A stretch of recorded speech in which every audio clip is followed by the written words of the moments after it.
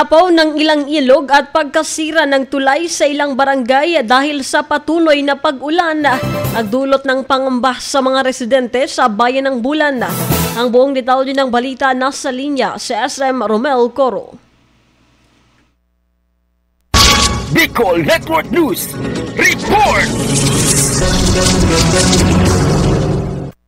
Patuloy na nararanasan ng mga residente ng Bulan ang walang tigil na pag-ulan dulot ng sama ng panahon. Ang sitwasyong ito ay nagdulot ng pagbaha, pag-apaw ng mga ilog at pagkasira ng ilang tulay sa iba't ibang barangay ng sabing bayan. Ayon sa impormasyon na nakalap ng Megawa Patrol, hindi na madaanan simula kaninang umaga ang tulay sa barangay Inararan dahil sa biglang pag-apaw ng tubig ulan mula sa mga kabundukan. Samantala, kaparehong sitwasyon ang naranasan ng mga residente sa barangay Calpe. Ang tulay doon ay hindi rin madaanan dahil sa pag-apaw ng tubig.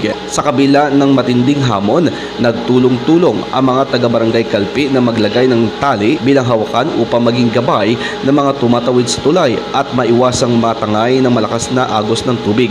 Samantala, nakahanda naman ang Bulan Municipal Disaster Reduction Management Office MDRMO sa pangunguna ni Tony Boy Hilana na rumisponde kung sakaling may mga nangangailangan ng rescue o tulong.